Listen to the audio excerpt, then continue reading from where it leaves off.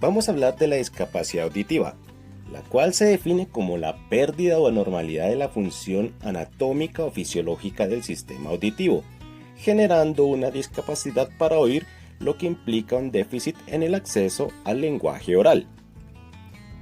La audición es la vía principal a través de la cual se desarrolla el lenguaje y el habla.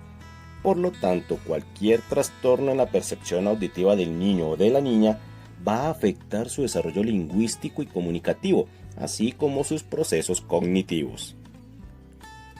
Aunque el término de sordera implica un determinado grado de pérdida auditiva, este se ha utilizado y se utiliza tradicionalmente para hacer referencia a la pérdida leve o profunda.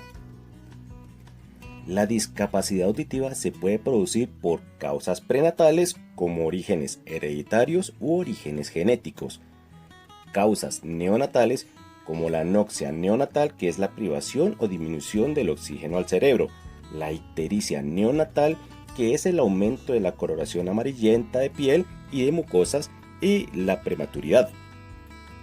También existen las causas postnatales, que incluye aquellas hipoacusias que aparecen a lo largo de la vida, de las cuales las causas más importantes se destacan la meningitis, el sarampión o la varicela.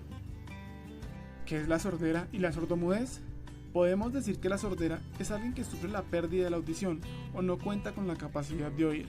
Donde hay una pérdida de audición, la cual puede ser leve, moderada, grave o profunda, puede afectar uno o ambos oídos y genera dificultades para oír, por ejemplo, una conversación o sonidos fuertes. Las personas con sordera son personas cuya pérdida de audición es entre leve o moderada, por lo general se comunican mediante la palabra y pueden utilizar ayudas como audífonos o otros dispositivos o herramientas, tales como lo son los subtítulos, mientras que las personas con una pérdida de audición más grave deben contar con ayuda de implantes cloacales y usar recursos tales como lo son el lenguaje para comunicarse. Por otro lado, las personas sordomudas cuentan con una pérdida que puede ser tan profunda que las personas no pueden comprender el habla por medio del oído. Estas personas sufren de un profundo trastorno de audición y para comunicarse deben utilizar la vista y sus propios lenguajes de señas. ¿Qué es la inclusión educativa?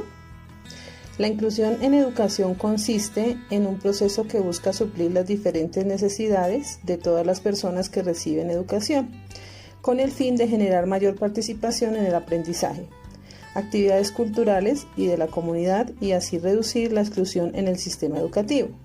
Para que haya inclusión deben existir cambios en los contenidos de aprendizaje, enfoques, estructuras y estrategias que abarquen a todos los niños, niñas y adolescentes.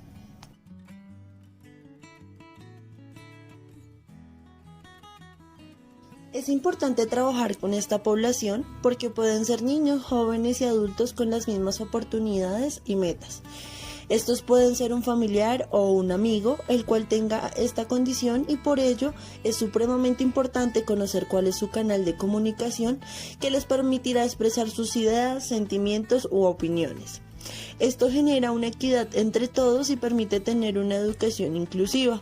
Allí es donde el psicólogo cumple una función importante, ya que este es el encargado de generar una orientación pertinente a los docentes, la cual le permitirá tener las herramientas necesarias para trabajar en un aula de clase y así mejorar la calidad de vida de las personas con esta limitación.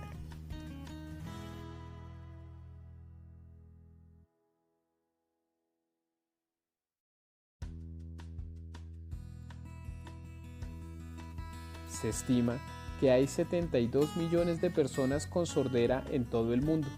El 80% de esta población vive en países en vía de desarrollo. Cabe resaltar que esta población es única, pues cada idioma tiene su propio lenguaje de señas, es decir, que existen más de 300 lenguajes de señas en todo el mundo, y el Día Internacional del Lenguaje de Signos es el 23 de septiembre.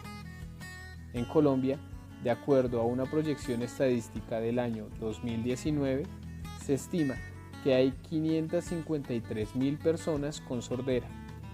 El Instituto Nacional para Sordos es la entidad más importante en nuestro país que vela por la igualdad de esta población y actualmente existen programas importantes de empresas privadas para promover la equidad en ellos, como es el caso de Samsung, que se convirtió en la primera empresa en Colombia en desarrollar un canal de atención para las personas con discapacidad auditiva. Infortunadamente, el lenguaje de señas no es universal, por lo que el reto más grande para toda la población colombiana es conocer nuestra lengua nativa de señas. Y bien, ¿cómo podemos definir la escolaridad en personas con sordera y sordomudez? Pues bien, la educación implicó una reestructuración profunda en el servicio educativo, que ofrece un lineamiento específico definido en 3 leyes que aplican para esta población. En primer lugar, tenemos la Ley General de Educación 115 del 94 y establece la integración de poblaciones especiales al sistema educativo regular. Por otra parte, tenemos la Ley 324 del 96, que reconoce a la lengua de señas colombiana como la lengua de la comunidad sorda del país. Por último, tenemos los decretos 2369 del 97 y el 1515 del 2000, que es la educación bilingüe para esta población y suplir los servicios de interpretación. Actualmente la educación se basa en la inclusión de personas con discapacidad en escuelas regulares.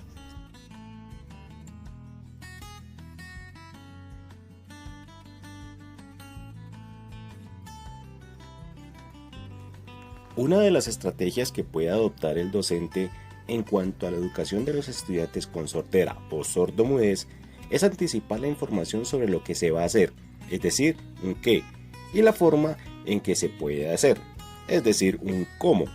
Esto a través de ayudas visuales, esquemas, mapas conceptuales, resúmenes, entre otros, donde se recomienda seguir un paso a paso con el fin de ayudar a incentivar en el aprendizaje a los niños con sordera y sordomudez. Se puede definir de la siguiente manera. La primera de estas es antes de empezar la comunicación, se debe obtener la atención a través de estímulos visuales o táctiles, como vibraciones o gestos. Otra técnica interesante que los docentes deben empezar a realizar son ejemplos, demostraciones de prácticas hasta asegurarnos que el alumno entienda lo que tiene que hacer y cómo debe hacerlo. Otro punto es que de igual manera es importante incentivar a los docentes a utilizar diferentes apoyos visuales, tales como lo son murales, gráficas, diferentes colores para identificar y diferenciar contenidos. Y por último, es importante finalizar cada sesión de trabajo recapitulando acerca de lo que se aprendió, con el fin de que el docente asegure que los niños expresen lo que se aprendió y esto de qué les sirve.